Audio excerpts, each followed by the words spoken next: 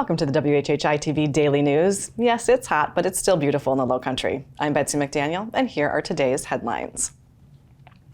Ready for something that could at least help fight inflation a little bit? Tax-free weekend is back and runs Friday through Sunday and is designed to help ease the burden of purchasing all those back-to-school items. Things exempt from the state's 6% sales tax include school supplies, computers, printers, clothing, shoes, and certain bed and bath items. A few items that don't qualify include smartphones, jewelry, cosmetics, and furniture. The Department of Revenue website has a complete list of all eligible and ineligible items. Last year, shoppers bought nearly $25 million in tax-free items. The state's new 3-digit suicide prevention hotline, 988, has proven to be very popular since it began in mid-June, doubling the number of calls it receives from the old 800 number. Now the operators of that line are hoping to get more state money to hire more people to answer those calls, which are up from about 65 a day to around 130 a day. The state has allocated about $1.3 million to build out a second call center that could be operational by the start of 2023. On the heels of Shark Week 2022 that happened at the end of July, there is an interesting shark story out of Myrtle Beach. This time of the summer, we usually only hear about small sharks swimming close to the shore in front of hundreds of beachgoers. Great white sharks are usually much further north by now to take advantage of cooler waters. So there's some mystery as to why a 13-foot, 3-inch, and 1,400-pound great white is swimming in the Atlantic 60 miles off of Myrtle Beach. OSearch has been tracking Breton for a couple of years now and expected the shark to be off Nova Scotia right now, not Myrtle Beach. You might soon need to pump the brakes a bit more in certain areas of Bluffton, as Town Council recently approved a resolution asking the South Carolina Department of Transportation to help reduce speed limits on certain state-owned roads. The resolution is part of the town's initiative to implement traffic calming measures. The town implemented its own traffic calming policy in April 2021, but because the state owns some of the affected roads, it has to work alongside DOT to implement the changes. Over the years, the town has had many requests to implement consistently reduced speed limits in the historic district and surrounding roads as a way to improve pedestrian safety in these high-traffic areas. And some big changes may be coming to the Buckwalter Recreation Center, one of them being a possible disc golf course. The disc golf course would be the first in Bluffton and would most likely be a 9-hole course with a shade pavilion.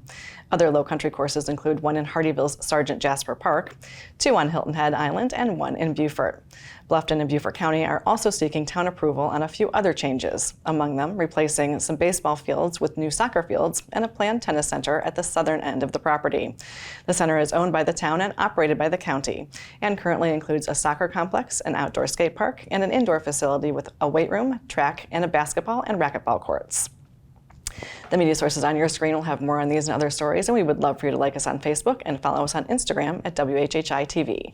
And if you have an idea for a news story, we'd love to hear it, so drop us a line at news@WHHITV.com. And now here's Justin Jarrett with what happened last night in the Loco. Hey Loco sports fans and WHHI viewers, it's time for Last Night in the Loco on WHHI, powered by LocoSports.com. The Loco contingent made a big impression on day 1 of the SCJGA Players Series event up in Myrtle Beach National, where Hilton Head's own Michael Gavin and Trip Hedden sat atop the leaderboard after Wednesday's final round. Gavin shot 4 under par 68 to take a 1-shot lead into the final round, with Hedden just 1 shot back after a 69. Bluffton's Sage Bradshaw and HHI's JP Carr were both tied for 7th at even par.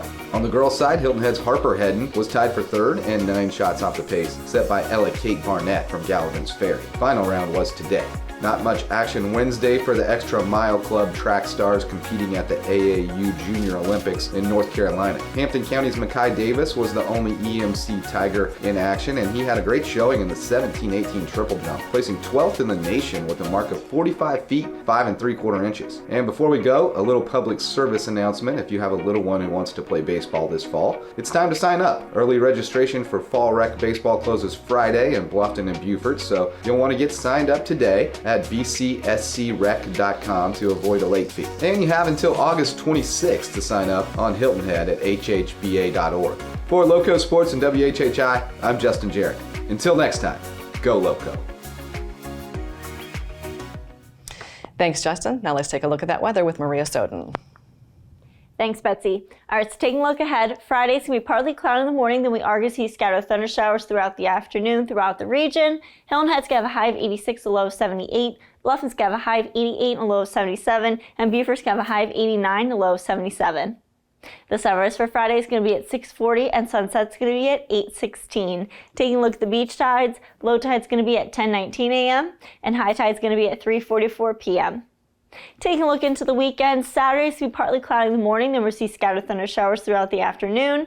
Highs are going to be in the 80s, lows in the 70s. Sunday is going to be cloudy in the morning as well, with scattered thunder showers throughout the afternoon and possibly into the evening. Highs in the 80s, lows in the 70s. And then come Monday, we're going to see showers in the morning, which should clear up by the afternoon. And then the rest of the day is just going to be partly cloudy, with highs in the upper 80s and lows in the 70s. That's it for today. Let's head it back to the desk. Thanks, Maria, and we'll be back in just a moment with the latest retirement resource review. Stay with us.